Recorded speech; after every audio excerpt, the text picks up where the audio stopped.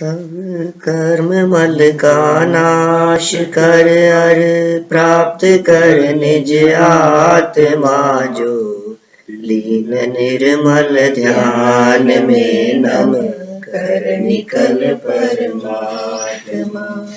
सब नाश कर घन घाति अरि अरिहंत पद को पा लिया नमन उन हरि देव को यह काव्य पथ अपना लिया, यह काव्य पथ अपना लिया। योगसार नामक यह ग्रंथ स्वांतः सुख के लिए लिखा अंतिम गाथा में योगेंद्र देव ने स्वयं ने इस तरह का प्रयोग किया कि ये एक मन से रचे दोहे स्वयं को संबोधने। मैंने ये सभी दोहे अपने आप को ही संबोधन करने के लिए लिखे हैं, किसी और के लिए नहीं लिखे। ये पूरी चर्चा अपने आप के लिए है और ये चर्चा चिंतन के लिए है। बस सीधी सरल सरल बातें कही है, यदि उन बातों का चिंतन किया जाए तो आत्म सन्मुख परिणाम न हो ऐसा नहीं हो सकता। अतीन्द्रिय आनंद या आत्मानुभूति की प्राप्ति न हो यह बात संभव नहीं है। इसलिए यहाँ आत्मा के स्वरूप की ही चर्चा चल रही थी। कल जो अपनी चर्चा हुई उसमें बहिरात्मा, अंतरात्मा और परमात्मा का स्वरूप बताया गया और ये कहा गया कि बहिरात्मापन को तो त्यागो, अंतरात्मा हो और परमात्मा का ध्यान कर तो स्वयं परमात्मा बन जाए। माने कुल मिलाकर के हमारा लक्ष्य, हमारा उद्देश्य परमात्मा बनना है और परमात्मा बनने का मार्ग क्या है वो विधि इन्होंने यहाँ बतलाई। देहादिक पर पदार्थ हैं, वे पर पदार्थ ना हो सके आत्मा, वे देहादि पर पदार्थ आत्मा नहीं हो सकते किसी भी स्थिति में। देहादि पर पदार्थों में आत्मा पना किसी भी रूप में संभव नहीं है। यदि इस बात को हम सर्व विशुद्ध ज्ञान अधिकार की गाथाओं के आधार पर देखें तो कह सकते हैं कि जीव कभी भी अजीव नहीं हो सकता और अजीव कभी भी जीव नहीं हो सकता। जिन गाथाओं में से या जिस टीका में से गुरुदेव ने क्रमबद्ध पर्याय निकाली उसमें यही तो बात कही है। जीवो ही तावत क्रम नियमित आत्म परिणामे उत्पद्यमानो जीव एव न अजीव है, जीव एव न अजीव है एवं अजीवोपि क्रम नियमित आत्म परिणामे उत्पद्यमानो अजीव एव न जीव है। माने अजीव कभी भी जीव नहीं होता और जीव कभी भी अजीव नहीं होता, निरंतर परिणमन करते हुए भी। तो यह आत्मा अनादि काल से जड़ के संयोग में रहा लेकिन कभी जड़ नहीं हुआ। ये कितनी बड़ी पावर है आत्मा की। ऐसा नहीं है कि अनंत काल हो गया इन कर्मों के सानिध्य में रहते हुए, तो कोई तो ऐसा होगा कर्म जिसमें चेतनता आ गई होगी। संगति का असर नहीं होता थोड़ा बहुत भी? चेतन की संगति में जड़ कर्म चेतन नहीं हो जाते, या आत्मा जड़ की संगति में जड़ नहीं हो जाता? कहते कभी नहीं हो सकता ऐसा। देहादि पर जिनवर कहें ना हो सके वे आत्मा नहीं हो सकते। बस ये जान ले। तो जान करके क्या करेगा? तू इस बात को स्वीकार कर ले, निज आत्मा को आत्मा, अपने आत्मा को तू आत्मा स्वीकार कर ले। इतना सा काम करना है। ये किसके लिए है? ज्ञानी होने के लिए है ये विधि, सम्यक दृष्टि होने के लिए है कि तू अपने आत्मा को आत्मा मान ले।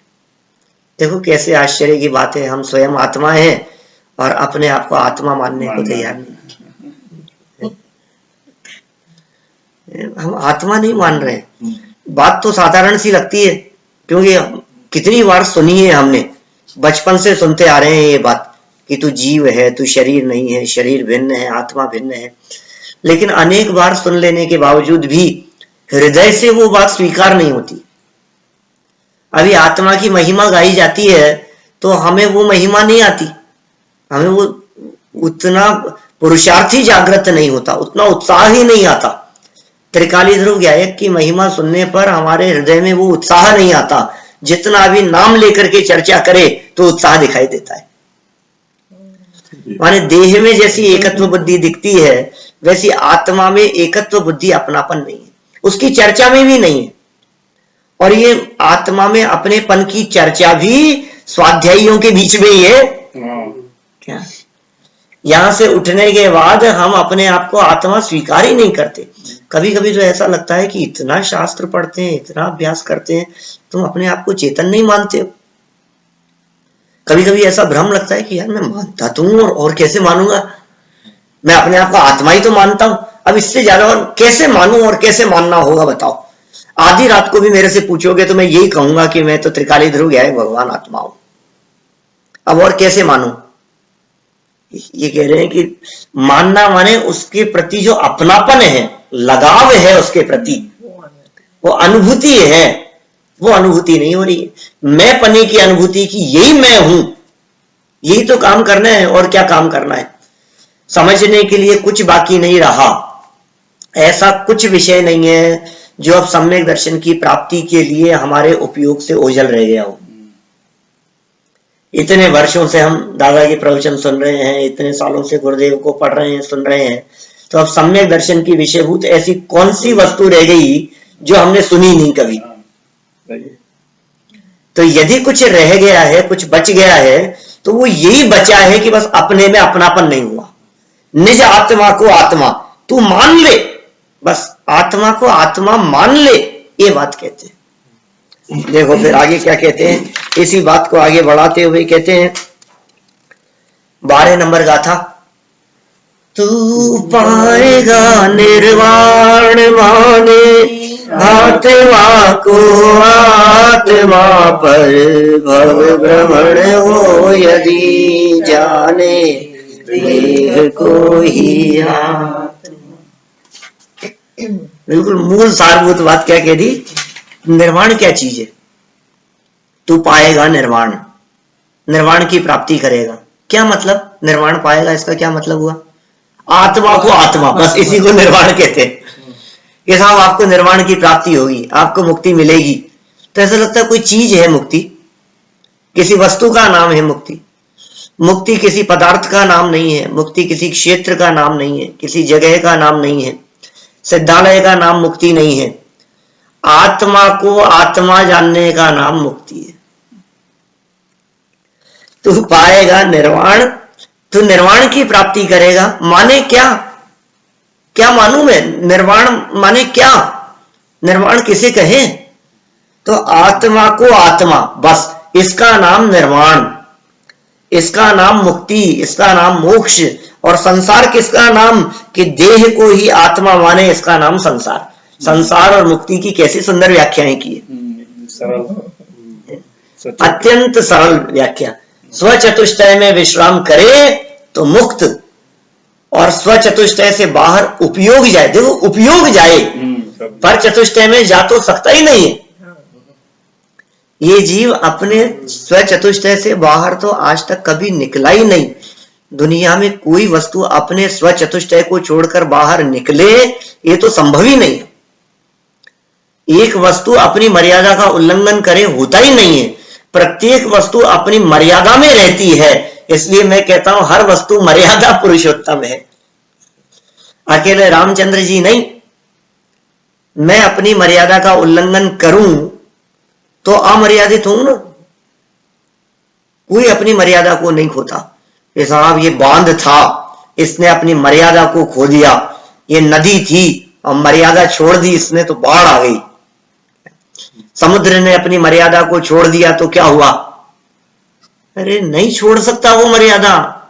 जगत के जीवों को लगता है कि उसने अपनी मर्यादा को छोड़ दिया, कि तुम अपनी मर्यादा से बाहर निकल रहे हो, लिमिट में रहो थोड़ा सा। अरे कौन अपनी मर्यादा से बाहर निकले, अपनी मर्यादा को छोड़ करके कोई व्यक्ति बाहर निकल नहीं सकता। ये ऐसी बात कह रहे हैं यहां। लेकिन फिर संसार क्या होगा, कि मर्यादा से निकलता तो है नहीं और मानता है कि मैं मर्यादा के बाहर हूं। बस ये अपराध है। अपने क्षेत्र को छोड़ा नहीं आज तक कभी भी, लेकिन अपने आप को स्व क्षेत्र से बाहर अनुभव किया, इसका नाम संसार है। भव भ्रमण नहीं मिटेगा। पर भव भ्रमण हो यदि जाने देह को ही आत्मा। यदि तू देह को आत्मा मानता रहेगा, देह को आत्मा स्वीकार करता रहेगा, तो पिछली गाथा और इस गाथा के अंदर कहां अंतर दिखाई दे रहा है? ऐसे ही तो है। तू देहादि पर को यदि अपना कहेगा, बस वही अज्ञानता है तेरी। और तू यदि आत्मा को आत्मा मान लेवे तो यही तेरे सुख का कारण बन जाता है। देहादि पर पदार्थ आत्मा नहीं हो सकते। और वही बात यहां कह दी आगे बढ़ करके, तू पाएगा निर्वाण माने आत्मा को आत्मा, पर भव भ्रमण हो। ये क्यों होगा भव भ्रमण? कि यदि माने देह को ही आत्मा, शरीर को ही यदि तू आत्मा स्वीकार करेगा तो तेरा भव भ्रमण होता रहेगा। अत्यंत सरल बात है, लेकिन सरल होते हुए भी मानो स्वीकार नहीं होती है अंदर से। बस द्रव्यानुयोग में यही है, बातें बहुत सरल है लेकिन पचाना बहुत कठिन है। मैं वो हलवे का उदाहरण देता हूं, बादाम के हलवे का। करणानुयोग और द्रव्यानुयोग के अंतर की जब चर्चा करता हूं तो मैं कहता हूं एक हलवा खाने जैसा है और एक चने चबाने जैसा है, कठोर चने चबाने जैसा है। करणानुयोग की चर्चाएं कठोर चने चबाने जैसी दिखती है, और बादाम का हलवा खाने में बहुत सरल है, बिना दांत वाला भी खा ले। लेकिन इसको पचाना बहुत मुश्किल है। द्रव्यानुयोग की चर्चाएं कितनी सरल है, बहुत सरल, लेकिन पचाना कितना कठिन है सोचो आप। वो बादाम का हलवा खा तो लिया, वो पचाना, और वो चने खाए हैं, कठिन तो लग रहा था, लेकिन आसान कितना है, क्योंकि बुद्धि नहीं लगानी। देखिए आप इसी तरह बात को और आगे बढ़ाते हैं। 13 नंबर गाथा में क्या कहते हैं? आत्मा को जान कर इच्छा रहित यदि तप करे, तो परम गति को प्राप्त हो संसार में घूमे नहीं। संसार में यदि तू नहीं घूमना चाहता है और परम गति को प्राप्त हो तो क्या करे? आत्मा को जान और इच्छा रहित तप करे। ऐसा भी कह सकते हैं, इसका दूसरे प्रकार से अर्थ निकालें तो ऐसा अर्थ भी निकाल सकते हैं कि आत्मा को जानने पर इच्छाओं से रहित होता है और वही तप कहलाता है। जो जीव आत्मा को जानता है फिर उसे और कोई इच्छा नहीं रहती। आत्मा को जानकर इच्छा रहित, अरे इच्छा रहित होना नहीं है। फिर जिसने आत्मा को जान लिया उसको जगत की कुछ इच्छाएं बची नहीं। कोई कैसा पहले तो मैं आत्मा को जानूंगा और फिर इच्छाओं को छोड़ूंगा। यह आत्मा को जानने का नाम ही इच्छाओं का छूटना है। यानी पहले इच्छाओं को छोड़ूंगा फिर तप करूंगा, कि इच्छाओं के छूटने का नाम ही तप है, इच्छा निरोधक तप है। माने ये 3 बातें नहीं है, आत्मा को जानना, इच्छा रहित होना और तप करना। एक आत्मा को जाने तो तप हो गया। स्वरूप विश्रांत निष्करंग चैतन्य प्रतिपनात् तप है। प्रवचन सार में कहते हैं जय सेनाचार्य, स्वरूप विश्रांत है, आत्म स्वरूप में जो विश्रांति है और निस्तरंग होकर के विश्रांति, निर्विकल्प रूप से अपने स्वरूप में विश्राम करना, उसका नाम तप है। हम तप शब्द सुनते ही कठोर आचरण समझते हैं। जैसे हमने सुना कि भाई ये तपस्या कर रहा है, तो तपस्या कर रहा है तो आपके दिमाग में क्या पिक्चर बनती है? और कठोर शब्द और जोड़ दो, कठोर तपस्या, तो लगता है माथे पे सिगड़ी जल रही होगी, जानवर खा रहे होंगे, जंगल में एक टांग पे खड़ा होगा, कठोर तप तप रहा है। तप माने क्या? तप चारित्र गुण की पर्याय का नाम है, तप स्वरूप विश्रांति का नाम है। ये तप बाहर में नहीं होता। जगत के जीवों को तपस्या बाहर में दिखाई देती है, लेकिन आत्मा को जाने उसे तप कहते हैं। ये योगेंद्र देव की व्याख्या है। जिसने अपने आत्मा को जान लिया, बोले ये तपस्वी है। ये साहब भोजन तो दोनों टाइम करता है, करता होगा उससे क्या फर्क पड़ता है? दोनों टाइम भोजन करे और तपस्वी, और कई दिन उपवास करे और कहते हैं ये तपस्या नहीं है। एक पैर के ऊपर खड़ा हो, कई दिन उपवास कर रहा है, सर्दी गर्मी भूख प्यास सह रहा है, केश लोच कर रहा है, अनेक प्रकार के बाह्य आचरणों का पालन कर रहा है, उसके बावजूद कहते हैं कि ये तपस्या नहीं है, इसे तपस्या नहीं कहते। माने तपस्या शब्द ही हमारे दिमाग में इस तरह से सेट हो गया है कि कोई आचरण बहुत कठिन हो तो उसे तपस्या कहें। काय क्लेश कोई तपस्या कहते। पहले नंबर का कहाँ है? पहले नंबर पर है अनशन, है पहले नंबर पर अनशन, उनोदर, वृत्ति परिसंख्यान, रस परित्याग, विविध शय्यासन और काय क्लेश। ये जो बहिरंग तप है, टोडरमल जी ने बहिरंग तप की बहुत सुंदर व्याख्या करी। उन्होंने कहा बहिरंग तप का अर्थ जो बाहर में हो उसका नाम बहिरंग तप, और जो अंदर में हो उसका नाम अंतरंग तप। ऐसा नहीं है, ऐसा नहीं है। मुझे लगा डिफाइन कर रहे हैं आप। माने जो बाहर में हो, देखो जनरल क्या समझता है व्यक्ति, तप की चर्चा करो, अंतरंग तप और बहिरंग तप की। अब ये हम लोग सोचे, हम लोग परिभाषा बनाए। ये टोडरमल जी की ऐसी विशेषता है, माने जिस विषय को वे एक्सप्लेन करना चाहते हैं, एक बार उसके ऊपर हाथ रख करके पहले अपन अपनी बुद्धि से सोचें कि हम उसके बारे में क्या समझते हैं, और फिर टोडरमल जी की पंक्तियां पढ़ें तो अपने को समझ में आएगा मैं कौन सी जगह पर गलती पर हूं। अभी अपन वहां शिविर में 7 तत्व संबंधी भूल की चर्चा करेंगे, तो उसमें संवर तत्व संबंधी भूल, निर्जरा तत्व संबंधी भूल, इन प्रकरणों में ये बातें निकल करके सामने आई। गुप्ती किसे कहते हैं, समिति किसे कहते हैं, धर्म किसे कहते हैं, अनुप्रेक्षा किसे कहते हैं, परिचय जय किसका नाम है, चारित्र किसका नाम है। हमारे दिमाग में परिचय जय सुनने पर क्या आता है? अभी टोडरमल जी को मत पढ़ो और अपने दिमाग से उसकी परिभाषा बताओ। अभी समिति कहने पर हमारे दिमाग में क्या परिभाषा आती है? पहले अपनी परिभाषा सुनो और फिर टोडरमल जी की परिभाषा को पढ़ो कि समिति किसका नाम है। ऐसे ही मैं बात कर रहा हूं तप के संदर्भ में। बाहर में तपस्या करे वो बहिरंग तप, और अंतरंग में हो वो अंतरंग तप। कहा ऐसा नहीं है, ये ऐसा मानता है, ये इसकी तप के संदर्भ में भूल है। तो फिर क्या है? बाहर से देखने पर जिससे तपस्वी दिखे वो बहिरंग तप, और बाहर से देखने पर जहां तप ना दिखे उसका नाम अंतरंग तप। ऐसा है।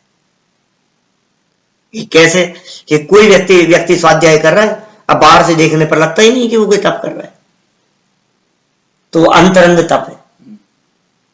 उन्होंने ऐसी व्याख्या की कि इसमें भी स्वाध्याय आदि प्रवृत्ति रूप वर्ते, इस प्रवृत्ति को ही समझे तो इसे बहिरंग तपवत ही जानना। ऐसी भाषा का प्रयोग किया। ये तो बहिरंग जैसा हो गया। जैसे वो व्यक्ति उपवास करता है वैसे तू स्वाध्याय करता है, तो तू ऐसा समझता है कि मैं स्वाध्याय कर रहा हूं तो अंतरंग तप हो रहा है। इस धोखे में मत रहना। बाह्य प्रवृत्ति, बाह्य प्रवृत्ति, बाह्य तप, बाह्य तप। हाँ, इनकी स्वाध्याय है, प्रायश्चित है। ये कह रहा है कि नहीं मैं बहुत उसमें खेद फील कर रहा हूं, मुझे बहुत इसमें ऐसा लग रहा है कि मैं गलती पर था और मैं माफी मांगता हूं, तो लगता है कि ये प्रायश्चित कर रहा है, इसका नाम प्रायश्चित है। इसको देखो कितना फील हो रहा है इसको, तो ये प्रायश्चित ही तो है। तो कहा बाह्य वत जानना, ये अंतरंग तप नहीं है। ऐसे ही विनय, कोई व्यक्ति झुकता हुआ दिखाई दे रहा है तो ये तो बाह्य प्रवृत्ति है। यहां कह रहे हैं तप किसे जाने हम, कि इच्छा रहित होने का नाम तप है, और इच्छा रहित तब होता है जब इसे सब कुछ मिल जाता है, और सब कुछ मिल जाना तब होगा जब आत्मा मिल जाएगा, कि मुझे सब कुछ मिल गया, जो मैं चाहता था वो मुझे मिल गया। जिसने आत्मा को नहीं जाना उसकी इच्छाएं मिट नहीं सकती है, उसको तो रहेगा ये चाहिए ये चाहिए, अभी तो ये फोन चाहिए, ये गाड़ी चाहिए, ये बंगला चाहिए, ये लैपटॉप चाहिए, ये ऐसा चाहिए, ये सुविधा मिल जाए, घर में ऐसा हो जाए, ऐसा हो जाए। निरंतर उसके दिमाग में यही घूमता रहता है, ये सेट चाहिए, ये इसका बनवा लूं, इसका कर लूं, ये दिमाग में घूमता रहता है। इच्छाओं का अंत थोड़ी ना, अनंत इच्छाएं बनी हुई है। तो कब मिटेगी ये इच्छाएं? कि जब मैं हूं अपने में स्वयं पूर्ण, ये भान होता है, मैं अपने आप में परिपूर्ण हूं भाई, तो अब जरूरत ही नहीं है मुझे किसी चीज की।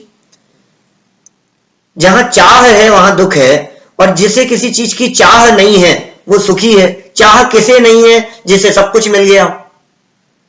देखो बिल्कुल प्रैक्टिकल बात है, जिस व्यक्ति के पास में मोबाइल हो उसे मोबाइल की चाह नहीं है, जिसके पास में आईफोन हो उसे आईफोन की चाह नहीं, जिसके पास में गाड़ी हो उसे गाड़ी की चाह नहीं। तो फिर साहब ये चाह कब मिटेगी? इसका मतलब ये सब चीजें मिल जाएं तो चाह मिटेगी इन सब की, ऐसा अर्थ हुआ कि नहीं नहीं, जिसे आत्मा मिल गया उसे सब कुछ मिल गया। अरे आत्मा में मिलने जैसा कुछ है ही नहीं, स्वीकार करने वाली बात है। तू स्वयं आत्मा है, मिलना थोड़ी है कुछ, बाहर से कुछ लाने की बात कहां है। बस उसके अंदर में स्वीकृति और काम हो गया। कितनी सरल विधि है। तो परम गति को प्राप्त, अब परम गति को प्राप्त हो जाएगा। माने उस परम गति को प्राप्त करने के लिए भी और कुछ नहीं करना है। संसार में घूमना मिटाने के लिए घूमना नहीं छोड़ना है। माने कोई व्यक्ति ये ऐसा सोचे कि आप परम गति को प्राप्त करना है, मेरे को तो संसार में घूमे नहीं, मुझे संसार में घूमना नहीं है, तो मैं तो दुकान नहीं जाऊंगा। ये तो संसारी तो है ये सारा सब जो दिख रहा है। अब मैं उठूंगा ही नहीं, यहां से जाऊंगा ही नहीं, क्योंकि क्यों घूमूं मैं? मुझे नहीं घूमना। ऑफिस नहीं जाना, दुकान पर नहीं जाना, काम पर नहीं जाना, किसी से मिलने के लिए नहीं जाना, किसी के घर नहीं जाना, क्योंकि ये सब संसार है और इसमें घूमना नहीं है। तो गलत फहमी में भी है, इसका नाम संसार नहीं है। परम गति किसका नाम है और संसार किसका नाम है, कि ऊपर वाली लाइन के अंदर बतला दिया इन्होंने। आत्मा को आत्मा जाने, इसका नाम परम गति है, और इच्छाओं में उलझा रहे, इसका नाम संसार है। कैसी आध्यात्मिक व्याख्याएं हैं ये सब। संसार किसे कहें? और हम सब जानते ही हैं संसार बाहर में नहीं होता, संसार तो अंदर में ही होता है। हमारे राग द्वेष परिणति का नाम, शुभ शुभ भावों का नाम ही संसार है। और फिर भी यदि आपको समझ में नहीं आता हो कि संसार किसका नाम है और मोक्ष किसका नाम है, तो आगे वाली गाथा पढ़ लो। उसमें सरल शब्दों में समझा दिया, स्टेप बाय स्टेप जा रहे हैं। परिणाम से ही बंध है, अरे मोक्ष भी परिणाम से, यह जान करे भव्य जन परिणाम को पहचानिए। सब कुछ घूम फिर करके केंद्रित कर दिया है इन्होंने परिणामों के ऊपर। आपका सुख, आपका दुख, आपकी संसार दशा, आपकी मुक्ति, सब कुछ क्या है? परिणाम से है। बंधन भी परिणाम से है। परिणाम से बंधन कह करके कहना चाह रहे हैं, क्रिया से नहीं है, भाव से है।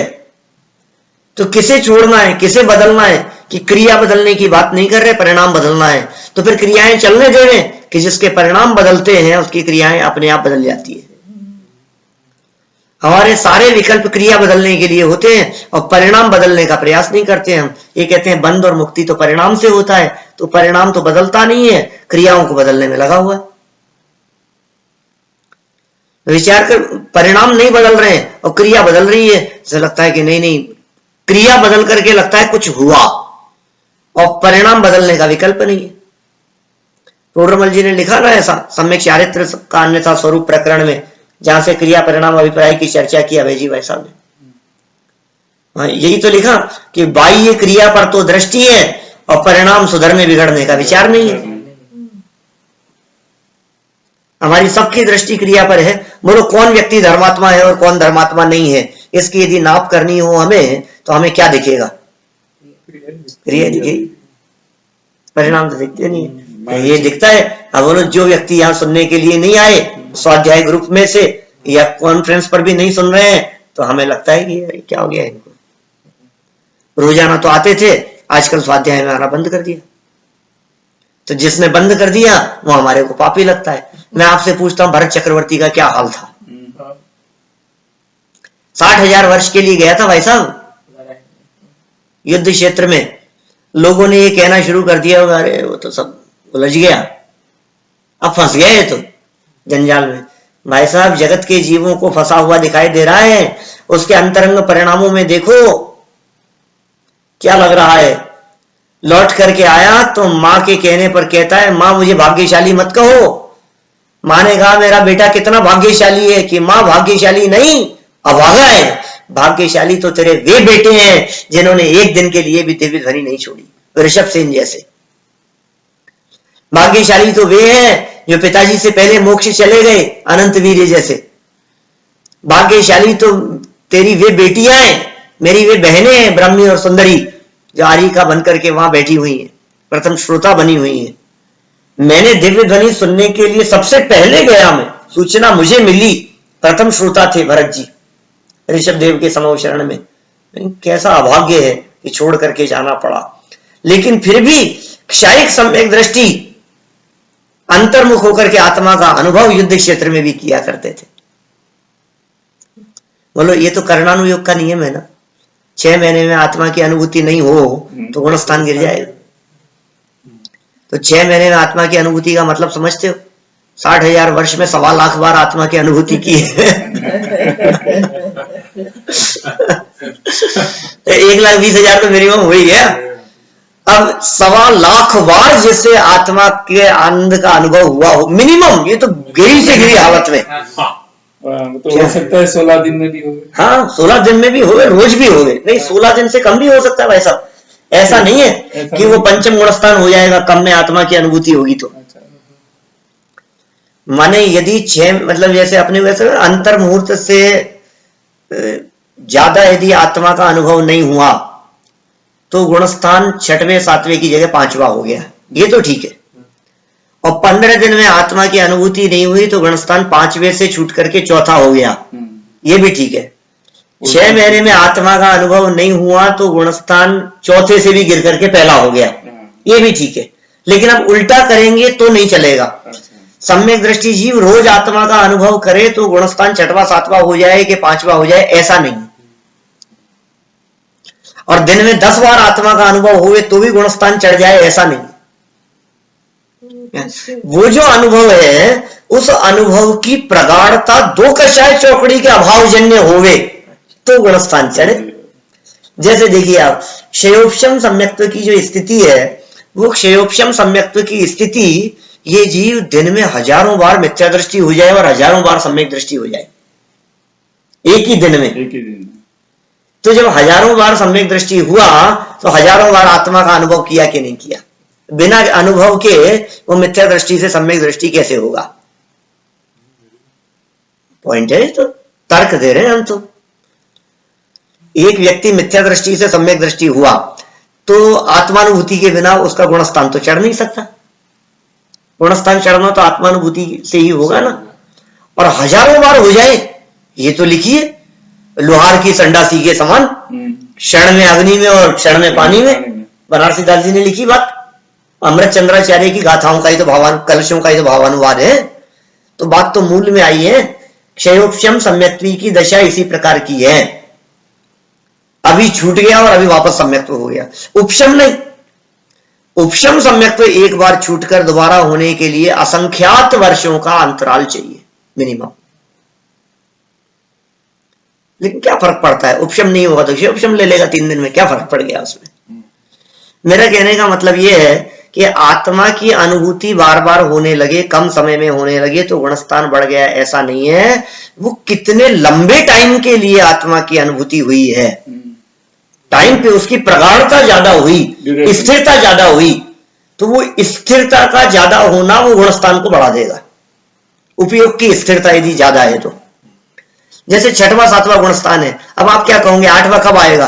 कि जितनी ज्यादा बार वो बार बार में 6वां 7वें के अंदर मतलब शुद्ध 7वां मतलब शुद्धोपयोग, इसका मतलब बार बार में शुद्धोपयोग हो रहा है तो गुणस्थान बढ़ जाएगा कि नहीं? नहीं, वो शुद्धोपयोग में लीनता ज्यादा देर के लिए हुई तो गुणस्थान बढ़ेगा। पॉइंट समझ में आया? लीनता का बढ़ना। जैसे अंतर्मुहूर्त में बात कही हमने मुनिराज के लिए कि मुनिराज को मिनिमम अंतर्मुहूर्त में आत्मा की अनुभूति होवे तो 6वां 7वां गुणस्थान कायम रहे, नहीं होवे तो गुणस्थान गिर जाए। अब उल्टा लगाओ इस बात को, यदि अंतर्मुहूर्त में 100 बार आत्मा का अनुभव करे तो हो सकता है कि नहीं? हो सकता है, हजारों बार होता है। अरे सेकंडों में 6वें 7वें गुणस्थान का काल कितना सा है, क्षण क्षण में अंतर्मुख होते हैं। 7वां फिर 6ठा, 7वां फिर 6ठा, 7वां फिर 6ठा, ये चीज चलती रहती है उनके जीवन में। तो फिर गुणस्थान तो नहीं बढ़ रहा है कि 7वें में रुके रहे, माने शुद्धोपयोग में लीन रहे, आत्मा में लीन रहे तो गुणस्थान बढ़ जाएगा। अब यदि इस अपेक्षा से बात करो तो भरत जी के आत्मानुभव की क्या स्थिति हुई। हमें बाहर से अभागा दिख रहा है, अंदर में भाग्यशाली है। स्वरूप रमणता नहीं छोड़ी, और छोड़िए, चलिए छोड़िए शुद्धोपयोग की चर्चा, वो भी सिद्ध तो हो गई 1.25 लाख बार मिनिमम, लेकिन शुद्ध परिणति तो कायम ही है। तो है क्या शुद्धोपयोग नहीं है तो क्या हुआ? शुद्ध परिणति तो निरंतर है भाई साहब। और उस शुद्ध परिणति का मतलब है अपने आत्मा के साथ जुड़ान बराबर बना हुआ है, उसकी कंटिन्यूअस पने का नाम शुद्ध परिणति है। वो जो धाराएं हैं, मैं त्रिकाली ध्रुव ज्ञायक भगवान आत्मा हूं, ये धारा एक समय मात्र के लिए भी नहीं टूटी, वो धारा नहीं टूटती है, इसी का नाम तो शुद्ध परिणति है। वो शुद्ध परिणति की वजह से तो इतने समय तक आत्मा का अनुभव नहीं हुए तो भी गुणस्थान मेंटेन रहता है। और चौथा गुणस्थान मेंटेन कैसे रहा? वे साहब 4 महीने हो गए आत्मा की अनुभूति नहीं हुई दोबारा, तो मेंटेन कैसे रहा? परिणति से मेंटेन है, शुद्ध परिणति। शुद्धोपयोग तो चार्जिंग है, उसके लिए रिचार्ज है। शुद्धोपयोग से तो वो काम करना बंद थोड़ी ना कर दिया। अब ये चार्ज से हट गया मान लीजिए मोबाइल, तो चार्ज से हट जाने के बाद भी वर्क कर रहा है कि नहीं? आप कहोगे नहीं साहब चार्ज पर तो है ही नहीं। अरे चार्ज पे करने की जरूरत तो तब है जब ये डिस्चार्ज होने लगे, तो 6 महीने बाद में सम्यक दृष्टि की बैटरी डिस्चार्ज होने लगती है। तो डिस्चार्ज होने के पहले पहले वो उसे चार्ज कर लेते हैं, और कोई जरूरी थोड़ी नहीं कि डिस्चार्ज होगी तभी चार्ज करेंगे। हम तो 30-40% तक आती है तब तक हम दोबारा चार्ज कर लेते हैं। तो ये शुद्धोपयोग की स्थिति चौथे गुणस्थान वाले की। बाहर से देखने पर हमें लगता है कि ये तपस्या होगी, लेकिन ये कह रहे हैं बाहर का नाम तप नहीं है, बाहर की क्रियाएं ही हमारे को धर्मात्मा और अधर्मात्मा रूप में दिखाई देती है। ये कह रहे हैं बंध तो परिणामों से होता है, युद्ध क्षेत्र में है, लेकिन 41 कर्म प्रकृतियों का आश्रम अभी भी उसके रुका हुआ है। बोलो, सम्यक दृष्टि की 41 कर्म प्रकृतियों का आश्रम नहीं है? 41 कर्म प्रकृतियों से बचा हुआ है, तो इतनी कर्म प्रकृतियों से बचा हुआ है युद्ध लड़ते हुए भी। अब मैं आपसे पूछता हूं 41 कर्म प्रकृतियों का आश्रम कब नहीं है? शुद्धोपयोग के काल में, युद्ध के काल में, भोजन करते हुए के काल में, स्वाध्याय के काल में, ध्यान में खड़े होने के काल में, हर पल है। वो किससे होगा? अंतरंग परिणाम। शुद्ध परिणति भी आखिर चारित्र गुण की पर्याय ही है ना। शुद्ध परिणति क्या चीज है? माने शुद्धोपयोग यदि चारित्र गुण की पर्याय है तो शुद्ध परिणति कौन से गुण की पर्याय होगी? शुद्ध परिणति चारित्र गुण की पर्याय है। इसका मतलब श्रद्धा, देखो श्रद्धा बदली नहीं है, ठीक है ना, और चारित्र गुण की पर्याय स्वभाव सन्मुख है। अब जो उपयोग जिसे कहा हमने, जैसे उपयोग अपन कहते हैं ज्ञान दर्शन, ज्ञान दर्शन का नाम उपयोग है। और कभी कभी उपयोग शब्द का प्रयोग जब अपन शुभ अशुभ शुद्धोपयोग के अर्थ में करते हैं तो उसको चारित्र रूप कहते हैं। शुभोपयोग, शुद्धोपयोग और अशुभोपयोग, इनको हम चारित्र गुण की पर्याय कहते हैं। और जब उपयोगो लक्षणम की हम बात करते हैं तो उपयोगो लक्षणम वो चारित्र गुण की पर्याय नहीं है, वो ज्ञान दर्शन की पर्याय है। तो उपयोग शब्द के ये 2 भिन्न भिन्न अर्थ हो गए। उपयोग किसका नाम? ज्ञान दर्शन की पर्याय का नाम उपयोग है या चारित्र की पर्याय का नाम उपयोग है? अब क्या कहें? तो वो जो दादा जिस तरह की चारित्र की परिभाषा बतलाते हैं कि जानने का नाम ज्ञान है, देखने का नाम दर्शन है, और जानते देखते रहने का नाम चारित्र है। अब उसको यहां इन दोनों बातों के अंदर घटित करो, तो उसको दोनों में घटित करेंगे तो क्या कहेंगे कि हमारा जो उपयोग माने ज्ञान की पर्याय, ये ज्ञान की पर्याय जब पर पदार्थों के या विषयों के सन्मुख हुई और विषयों के सन्मुख लगी रही तो इसका नाम अशुभ उपयोग। विषयों लगी रहना वो चारित्र हो गया, तो अशुभ उपयोग। और हमारा उपयोग माने ज्ञान की पर्याय, जब देवगुरु धर्म, पंच परमेष्ठी, नव देवता, इनकी तरफ वो उपयोग की पर्याय माने ज्ञान की पर्याय लगी, तो वो जानना तो ज्ञान था, लेकिन उपयोग का उसकी तरफ जुड़ान रहना, लगे रहना ज्ञान का, इसका नाम शुभ उपयोग। अब इसी तरह से चारित्र गुण की पर्याय, और इसमें कैसे लगेगा शुद्धोपयोग में, कि ज्ञान गुण की पर्याय जिसका नाम उपयोग है, उस ज्ञान की पर्याय का अपने त्रिकाली ध्रुव ज्ञाय भगवान आत्मा के सन्मुख होना और उसके साथ में जुड़ान रहना, वो शुद्धोपयोग। तो शुद्धोपयोग चारित्र गुण की पर्याय है, शुद्धोपयोग ज्ञान गुण की पर्याय है। शुद्धोपयोग में क्या हुआ बोलो, हिसाब लीनता हुई है तो चारित्र गुण की पर्याय है। तो फिर हम ये क्यों कहते हैं कि उपयोग को पर सन्मुखता से हटा करके अपने में लगाओ, तो चारित्र गुण की पर्याय भी पर में जाती है क्या? उपयोग ही तो पर में जाता है। उपयोग मतलब ज्ञान दर्शन की पर्याय ही तो पर सन्मुख होती है। मतलब समझिए आप, आत्मा के अनंत गुणों में से जो पर सन्मुख हुआ है वो तो सिर्फ ज्ञान गुण की पर्याय ही हुई है। और ज्ञान गुण की पर्याय के पर सन्मुख होने पर जो अपनापन का भाव, उसकी वजह से जिसको जाना उसमें किया अपनापन, तो केंद्र बिंदु हो गया यहां ज्ञान। हम मोक्ष मार्ग के प्रकरण में केंद्र बिंदु कहते हैं श्रद्धा को, लेकिन श्रद्धा का कोई चक्कर नहीं है इसमें, सिर्फ ज्ञान है। ज्ञान ने जिस विषय को जाना, श्रद्धा ने उसने अपनापन किया। ज्ञान ने जिस विषय को जाना, अब उपयोग उसी में लगा रहा, जानता रहा, तो ये चारित्र हो गया, वो लीनता चारित्र हो गई। और श्रद्धा, ज्ञान और चारित्र, इन तीन के अलावा बाकी के अनंत गुण तो अपने में ही रहते हैं, अपने में परिणमन करते हैं। चौथा गुण बतला दो जो पर में कुछ करता धरता हुआ दिखाई दे रहा हो, या पर की तरफ झांकता हुआ भी दिखाई दे रहा हो। पर की तरफ झांके या अपनी तरफ देखे, ये काम तो ज्ञान के ही है बस।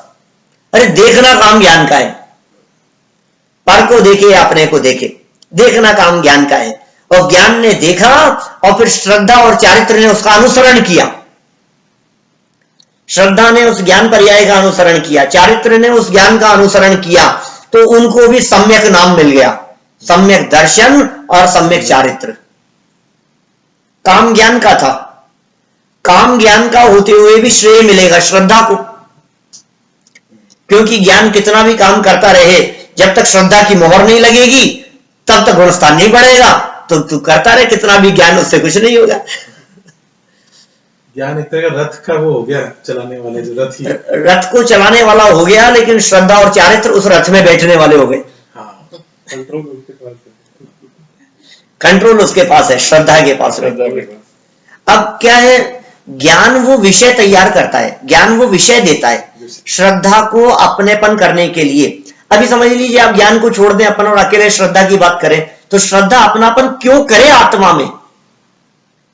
श्रद्धा आत्मा में अपनापन क्यों करे और कैसे करे? और ज्ञान ने जब वो विषय क्लियर किया, ज्ञान में जब वो सब्जेक्ट क्लियर हो गया, कंसेप्ट क्लियर हो गया कि यही अपनापन करने योग्य है भैया, ज्ञान ने समझाया ये बात, और जब श्रद्धा के समझ में आ गई तो वो उसमें लीनता हो गई। श्रद्धा तो अंधी कहते हैं ना अपन, श्रद्धा तो अंधी है, श्रद्धा को तो कुछ पता ही नहीं।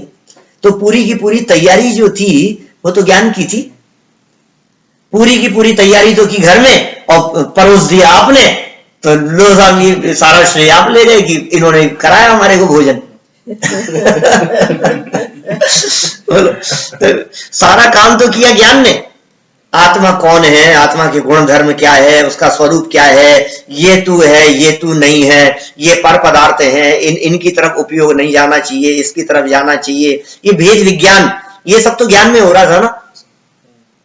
भेद विज्ञान का काम तो ज्ञान में हुआ, लेकिन ज्ञान ने जो भेद विज्ञान किया, उस भेद विज्ञान के बाद उसमें अपनापन करने का काम वो श्रद्धा का हुआ। लेकिन इन सब का नाम परिणाम कह रहे हैं यहां अकेले एक का नाम परिणाम नहीं है। ज्ञान की पर्याय, श्रद्धा की पर्याय और चारित्र की पर्याय, इन तीनों का नाम परिणाम है। और इन तीनों को परिणाम माने परिणमन भी कह सकते हैं। श्रद्धा, ज्ञान, चारित्र के परिणमन को परिणाम कहते हैं। और आपके श्रद्धा ज्ञान चारित्र के परिणमन से ही बंध है, विपरीत परिणमन से, और श्रद्धा ज्ञान चारित्र के सम्यक परिणमन से ही मुक्ति है। तो परिणाम से ही बंध है और मोक्ष भी परिणाम से। यह जानकर, ये जानो, ये समझ होनी चाहिए हमारे को। हे भव्य जन, किसको पहचाने अब अपन? अब अपनी दृष्टि किस पर होनी चाहिए? अब अपनी दृष्टि परिणाम पर होनी चाहिए। इसकी दृष्टि क्रिया पर तो है, मैं क्या कर रहा हूं उधर तो इसका ध्यान है, लेकिन विचारों में क्या चल रहा है उधर इसका ध्यान नहीं है। और क्या कर रहा हूं ये तो दुनिया की वजह से भी बदलता है। लोग देख रहे हैं, लोग क्या कहेंगे। बीमारी है ना ये, सबसे बड़ा है रोग, क्या कहेंगे लोग।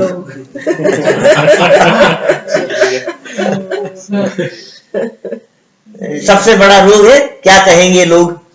तो ये बीमारी जो है, ये बीमारी किस वजह से है कि तू क्रिया को देखता है। अब लोग क्या कहेंगे इस वजह से तू क्रिया को तो बदलता है, लेकिन परिणाम नहीं बदलता। ये कहते हैं फल लगता है तो परिणामों का लगता है। बंधन और मुक्ति परिणाम से होती है। तूने परिणामों को संभाला नहीं और तू सोच रहा है कि काम हो गया। तो कैसे होगा काम? असली काम तो अपने उपयोग को बदलना है, उसका नाम परिणाम बदलना। परिणाम बदल गए, परिणाम से ही उतार चढ़ाव होता है, परिणाम से ही संक्रमण होता है, परिणामों से ही तो सब कुछ होता हुआ दिखाई देता है।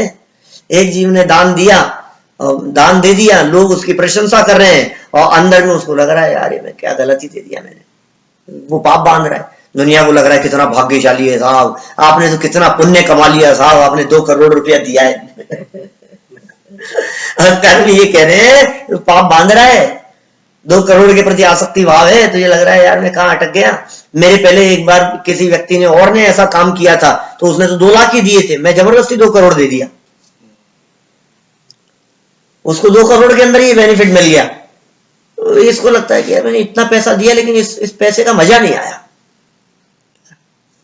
इतना पैसा देने पर वो नाम नहीं हुआ, इतना पैसा देने पर इतना मतलब जो उसका मिलना चाहिए था ना रिजल्ट, वो रिजल्ट नहीं मिला हमारे को। परिणाम कितने खोटे चल रहे हैं अंदर में। बंद तो परिणाम से होगा भाई। बाहर में देखो तो बिल्कुल सज्जन दिखाई देवे और अंदर में देखो तो महापापी दिखाई देवे। बाहर में देखो तो प्रेम प्रदर्शित करता हुआ दिखाई दे रहा है और अंदर में मायाचारी चल रही है, छल का भाव चल रहा है। तो नहीं महाभारत का प्रसंग, कौरवों के मर जाने के पश्चात धृतराष्ट्र ने 5 पांडवों को बुलाया गले से लगाने के लिए। अरे तुम ही मेरे बच्चे हो, अब तो वो तो सब चले गए, तुम भी आखिर मेरे भाई के बेटे हो तो मेरे ही हो। लेकिन अंदर में मायाचार का भाव चल रहा था कि दुर्योधन को इस भीम ने मारा है, इसको गले लगा करके बीच दूंगा, जान से मार दूंगा। अंदर में ये परिणाम चल रहा था। और पता है क्या हुआ? ये बात प्रकट कब हुई?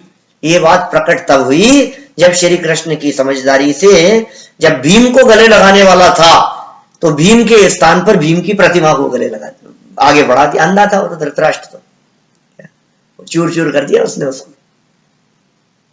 अंदर में क्रोध का भाव चल रहा था। कैसी मायाचारी, बाहर में कैसा दिख रहा है और अंदर में क्या, और बाहर से पकड़ भी नहीं सकते आप यदि अकेले बाहरी क्रिया के आधार पर चलोगे तो रामायण का वो प्रसंग याद आता है मुझे, जिस प्रसंग में लक्ष्मण चढ़ गए एकदम वनवास के दौरान पेड़ के ऊपर।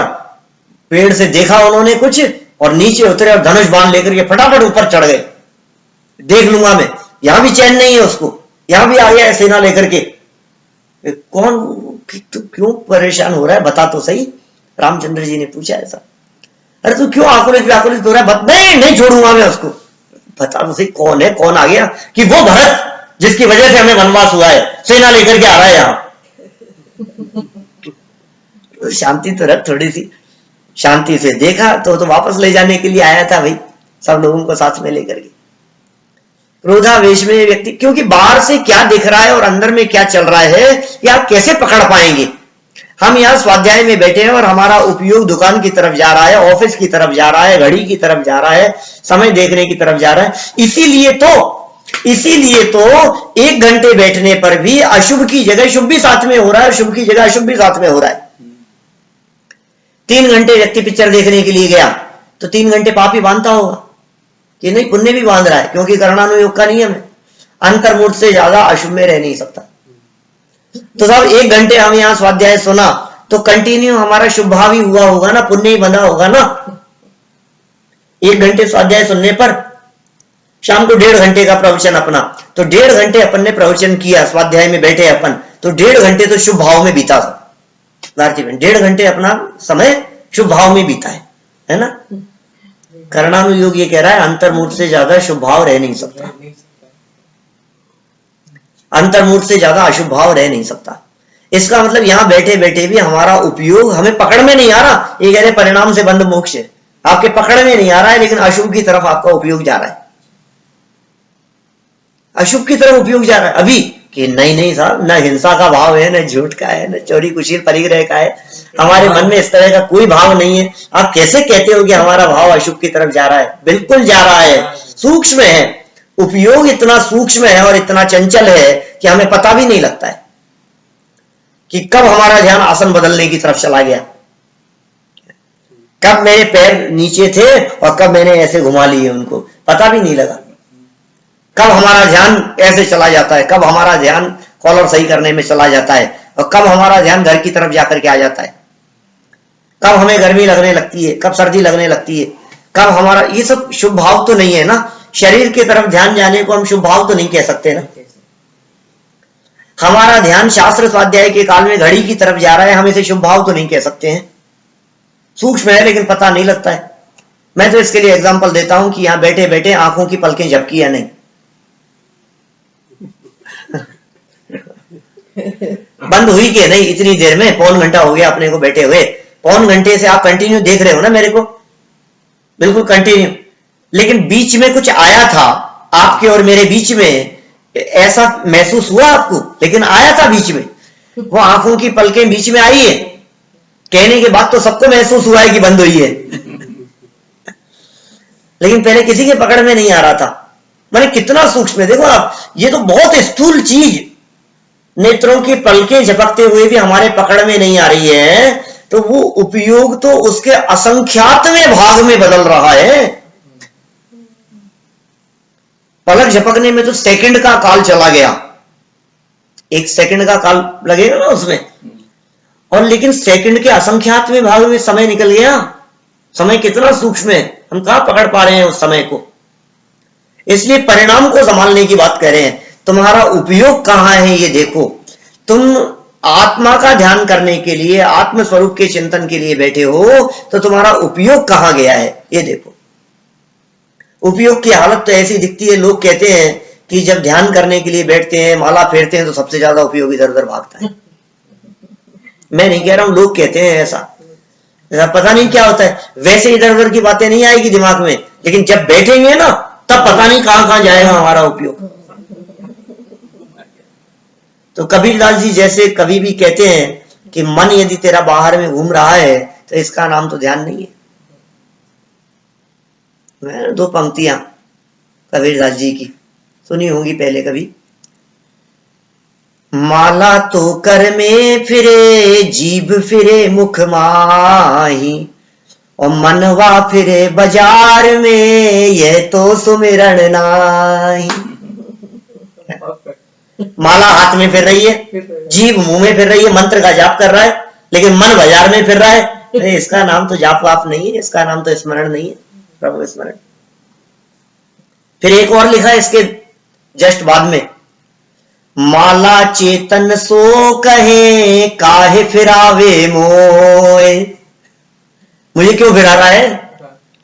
माला कह रही है मानो चेतन से, माला चेतन सो कहे, काहे फिरावे मोए, और मनवा क्यों नहीं फेरता, मुक्ति मिलावे तो।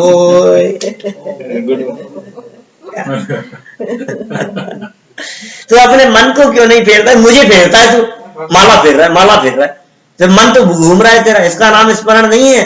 तो माला कह रही है कि मुझे मत फिरा, तू अपने मन को फिरा। ये मन का फिराता है, मन का जानते हैं वो जिसको मन का, तो मन का नहीं, मन को फिरा। मन का मत फिरा, तो अपने मन को फिराओ, मन को फिराने का नाम परिणाम बदलना, बस मुक्ति मिलावे तो मुक्ति की प्राप्ति हो जाएगी। कितनी सुंदर गाथाएं हैं, ऐसा लगता है रम जाओ इनमें। परिणाम से ही बंध है और मोक्ष भी परिणाम से, यह जान कर हे भव्य जन परिणाम को पहचानिए। अपने परिणामों को पहचानो, अपने भावों को पहचानो, अपने परिणामों को पकड़ो। मैं कहां हूं कि जहां मेरा परिणाम है मैं वहां हूं। मैं कैसा हूं कि जैसा मेरा परिणाम है मैं वैसा हूं। बाहर से तो दिखता है बहुत अच्छा, बहुत सुंदर दिख रहा है, बहुत अच्छा दिख रहा है, सज्जन दिखाई दे रहा है। अरे तेरी सज्जनता तो तेरे परिणामों से है, अंदर में तेरे परिणाम कैसे हैं उसे देख। उसे मेरे अलावा कोई नहीं पकड़ सकता है। मेरे परिणाम मेरे ही पकड़ में आते हैं। यह जान कर हे भव्य जन परिणाम को पहचानिए। तो फिर क्या करें परिणाम को पहचानने के लिए? बोलो परिणाम कैसे बदलेंगे ये बताओ हमारे को। परिणाम बदलने के लिए क्या करें? ये साहब परिणाम बदलने के लिए पूजन करें, परिणाम बदलने के लिए पूजन करें, परिणाम बदलने के लिए उपवास करें, परिणाम बदलने के लिए स्वाध्याय करें। परिणाम से मोक्ष है तो इन सब से हो जाएगा ना। आगे वाली गाथा पढ़ो तो समझ में आएगी बात। क्या कह रहे हैं? निज आत्मा जाने नहीं अरे पुण्य ही करता रहे तो सिद्ध सुख पावे नहीं संसार में फिरता रहे। क्या गजब बात कह दी। इन्होंने कहा यहां पुण्य, अब पुण्य शब्द को हटाओ, क्योंकि जब हम कहते हैं कि पुण्य ही करता रहे, आत्मा को नहीं जाना और पुण्य ही करता रहे तो समझ में नहीं आती बात हमारे को इतनी गहराई से। अब पुण्य शब्द को थोड़ा सा खोलो और पुण्य की जगह दूसरे शब्द लगाओ। निज आत्मा जाने नहीं अरे दान ही देता रहे। बोलो निज आत्मा जाने नहीं अरे स्वाध्याय ही करता रहे। निज आत्मा जाने नहीं उपवास ही करता रहे। निज आत्मा जाने नहीं तीर्थ वंदना करता रहे तो क्या होगा? तो सिद्ध सुख पावे नहीं संसार में फिरता रहे। निज आत्मा जाने नहीं, शास्त्र पढ़ रहा है, निज आत्मा जाने नहीं और चर्चा ही करता रहे, निज आत्मा जाने नहीं शुभ भाव में उलझा रहे, निज आत्मा जाने नहीं। ये समझ लो आप, जितना शुभ भावों में उलझा हुआ है, अशुभ को छोड़कर शुभ में भी उलझा है तो पुण्य ही करता रहे। आत्मा को जानना कितना इंपॉर्टेंट है ये बताओ। ये गाथाएं ये उनको बतलाओ जो लोग कहते हैं कि नहीं पुण्य तो करने लायक है। ये उनको बतलाओ जो ये कहते हैं कि नहीं पुण्य, आप पुण्य को हे क्यों कहते हो। उनको ये बात बतलाओ, निज आत्मा नहीं जाने करता रहे तू पुण्य, अनंत बार किया है। मैं कहता हूं भव परावर्तन के काल में और भाव परावर्तन के काल में ऐसा कौन सा शुभ भाव रह गया, ऐसा कौन सा पुण्य परिणाम रह गया जो तूने आज तक अनादिकाल से किया नहीं है, ये बता। अनंत बार किया है, कौन सा पुण्य परिणाम नहीं किया हमने आज तक?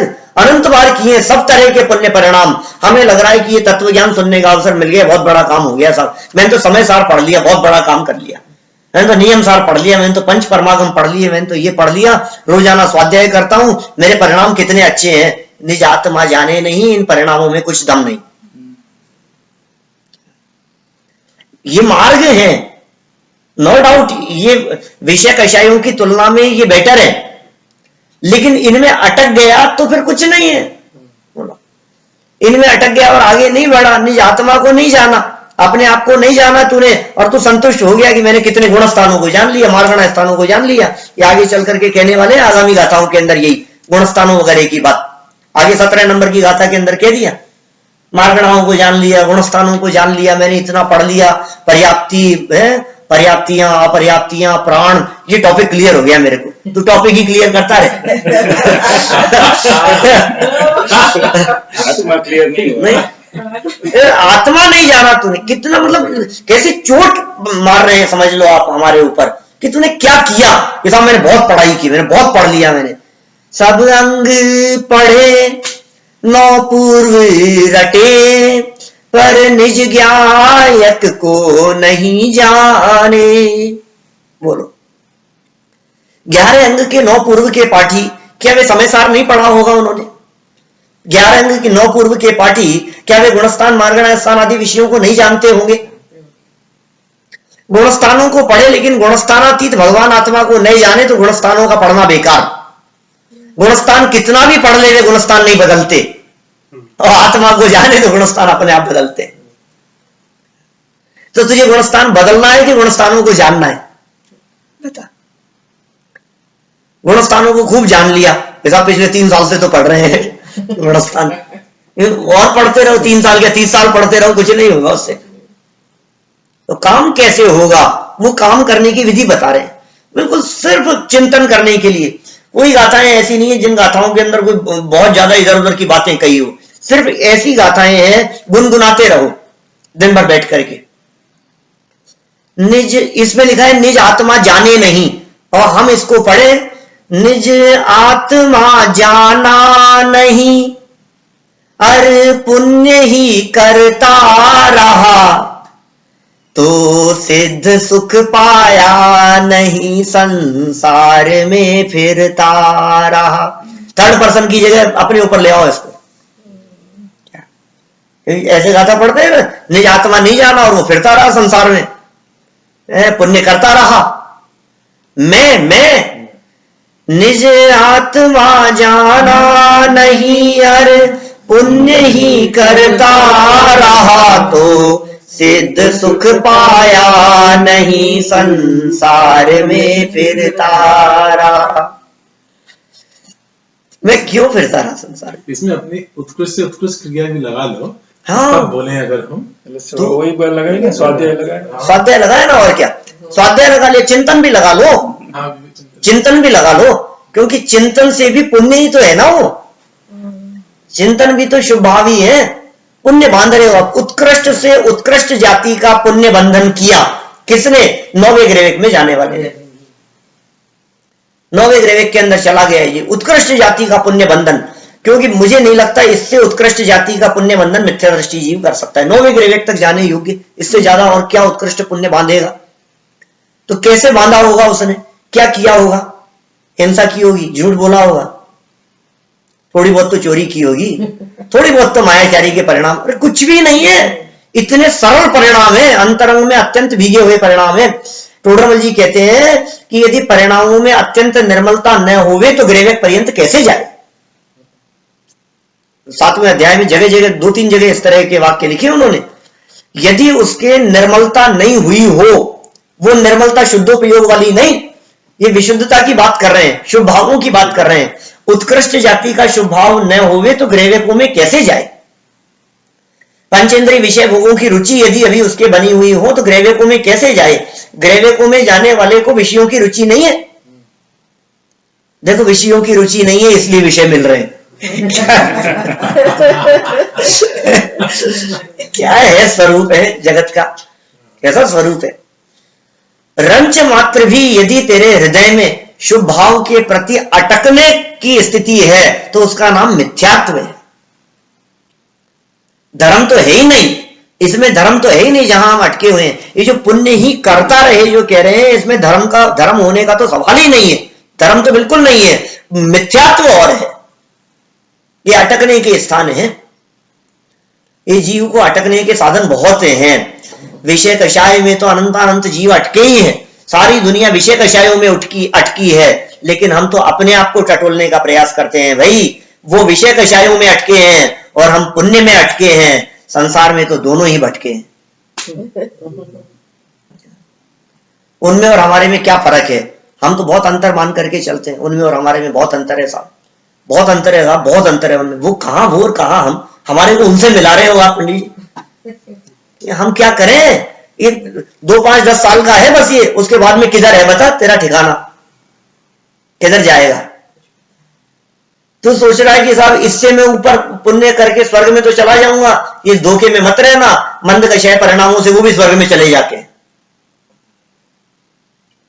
अरे 2/3 पार्ट बीतता ही है ना स्वर्ग में। 1260 सागर स्वर्ग में ही जा रहे हैं, नरक में तो 740 ही जाते हैं। अब 1260 तो सबके ही स्वर्ग में जा रहे हैं जो 2000 सागर पूरे करेगा। इसका मतलब वो कोई स्वाध्यायियों की बात हो कि कोई इन क्रियाओं में लगे होने की बात हो, हिंदू मुसलमान सब में हो रहा है। ये तो सारी स्थिति है स्वर्ग में जाने, स्वर्ग के दरवाजे तो सबके लिए खुले हुए हैं। तो फिर हमने कौन सा बहुत बड़ा काम कर लिया? बड़ा काम तो तब है जब आत्मा को जाने। इसलिए ये जो 15 नंबर की गाथा इतनी मार्मिक है, मैं तो गुनगुनाता रहता हूं ये गाथाएं, बड़ा मजा आता है इनके बारे में। जितना चिंतन करो उतना आनंद आएगा। तो आत्मा को जाने और सिद्ध सुख की प्राप्ति करें, आत्मा को जाने और संसार में फिरना स्वयं बंद हो जाए, ये बड़ी चमत्कारिक बात है। तूने बाहर में कुछ नहीं रोका। देखो आप, ये जीव एकांत गुफा में बैठ करके ध्यान लगा रहा है और कह रहे हैं संसार में फिर रहा है, आत्मा को नहीं जाना तो। और वो चक्रवर्ती, भरत चक्रवर्ती आत्मा को जान रहा है और 6 खंड में घूम रहा है, तो क्या संसार में घूमे नहीं? जो 6 खंड में घूमता हुआ दिखाई दे रहा है, 6 खंड 526 योजन भरत क्षेत्र का, उसमें घूम रहा है और कह रहा है संसार में नहीं भटक रहा। और ये एक गुफा में बैठ करके ध्यान लगा रहा है, आत्मा को नहीं जाना, वो कह रहे हैं संसार में भटक रहा है। ये क्या भटकन की व्याख्याएं हैं। तो भाई कुल मिलाकर के अपना त्रिकाली ध्रुव ज्ञायक भगवान आत्मा अपने उपयोग का विषय बने, और ऐसा उपयोग का विषय बनने पर हमें मुक्ति की प्राप्ति हो, अतीन्द्रिय आनंद रस मिले। क्योंकि वही आत्मा को आत्मा मान लेगा, अतीन्द्रिय आनंद मिलेगा तो चमत्कारिक काम हो जाएगा। बस ये काम हम सबके जीवन में हो, शीघ्र से शीघ्र हो, और हम सभी के जीवन में ऐसा उग्र पुरुषार्थ जागृत हो। बस इसी भावना से आज की बात को यही निज में बताई।